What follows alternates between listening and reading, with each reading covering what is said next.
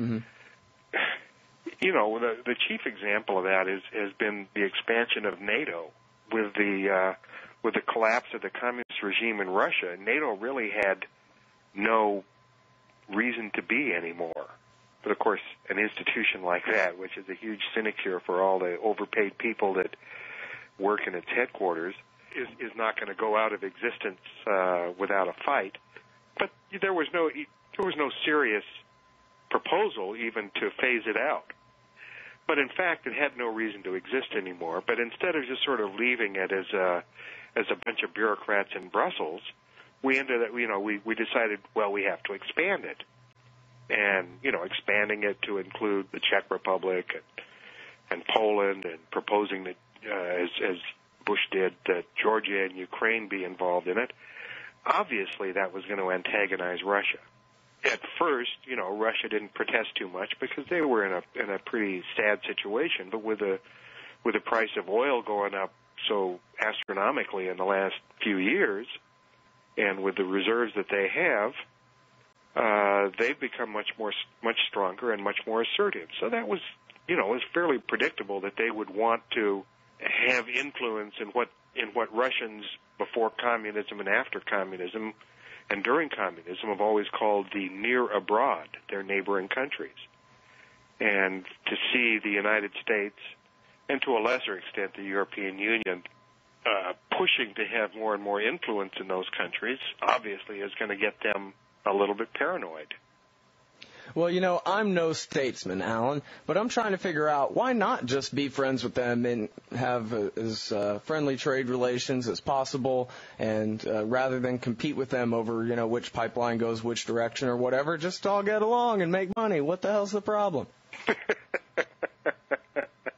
Seriously, when I was a kid, there was the whole thing about, Ronald Reagan could start a nuclear war one day or whatever, and I'd like to just not have that even in the furthest back of my mind anymore. The worry that there are a bunch of Russian missiles pointed at my head and that my country is run by a bunch of lunatics who keep poking them in the chest. It's sort of like, even though, we all cheered and danced in circles with the end of the Cold War, it's sort of like we've never really gotten beyond being in the Cold War, and we have to assume that Russia has to be an adversary because, well, they always have been. But you're right. Why shouldn't we just assume that they're going to be at least a trading partner?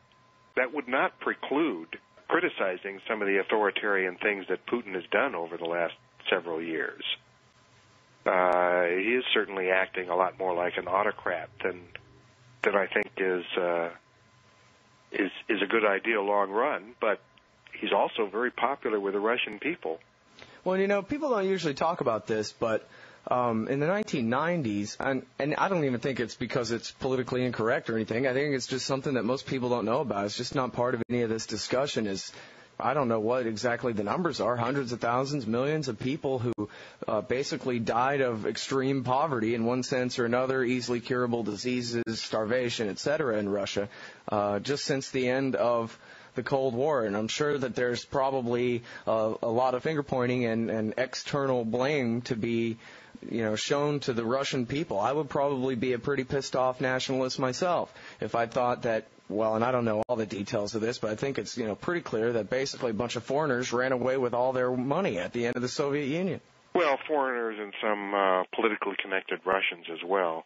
But they called it shock therapy, right, where you're not supposed to sell shares to the masses who previously owned all this stuff, supposedly, under the communist theory or whatever. You just turn it over to a couple of politically connected KGB guys here or Israeli nationals there or whatever, and they basically just looted all the industries, liquidated them, and left.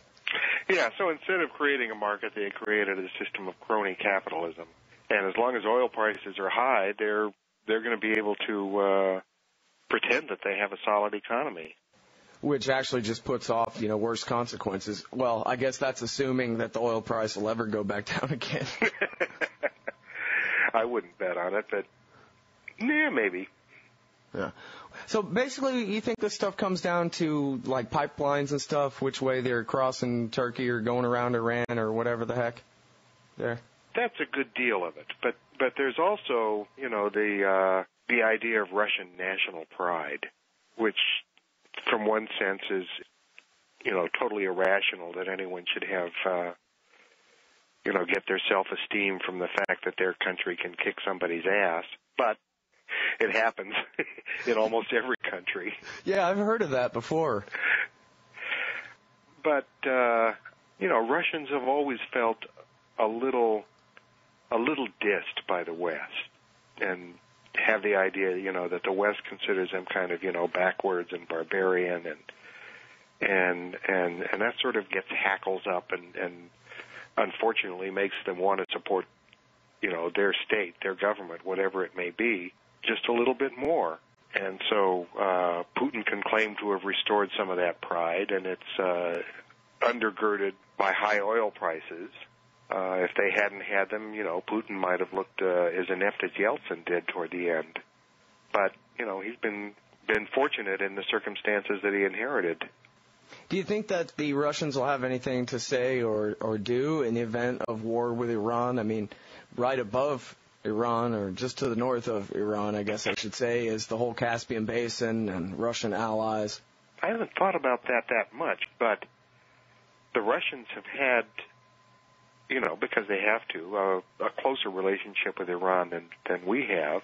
They've supplied them with some weapons. I would think that if it came to a UN Security Council, I would suspect that they would threaten a veto on economic sanctions even against Iran, unless they were carefully crafted to be totally ineffective. Mm-hmm. Which happens. If there were a shooting war with the U.S. and Israel on one side and Iran on the other side, mm-hmm. would Russia be, without actually, a formal alliance, a sort of a de facto ally of Iran? I think that's possible. Well, it seems reasonable to think that even if they want to avoid any kind of outright conflict with America in those kind of circumstances, that some kind of dominoes would fall over, some kind of consequences and changes would be made, at least, if not in Iran, at least with the countries around there. Mm-hmm. I read something, I'm trying to even remember, it's no good to bring up things like this without a footnote, but what the hell. And it was something about the Russians might just take their troops and occupy all their allied countries there in the Caspian Basin, all the way maybe even, I forget if Azerbaijan is one of the members of their little Caspian alliance there or not, but that they would certainly react militarily one way or another, if not, outright shoot at us. I would think they would be, and I think they would probably supply weapons to Iran, but it might just be the occasion for them to reoccupy the countries that used to be part of the Soviet Union. Yeah, well, and as you said, I'm sure that a lot of people in Moscow would really like to see that happen. Yeah, well, and they have the oil money to finance it now, I guess. Mm-hmm.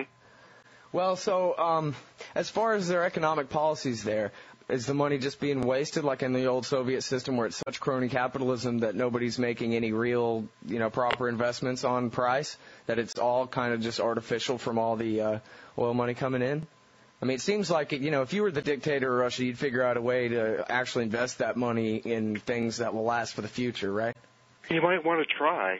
I think it's probably not quite as wasteful as the communist system was. It'd be hard to compete with that. But still, fascism isn't that much more efficient than communism, is it?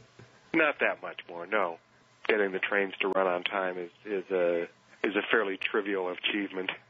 Yeah, and in fact, I think I read somewhere that anybody who tells you that the trains ran on time in Italy under Mussolini is full of it. They didn't live there, I did, and those trains never ran on time.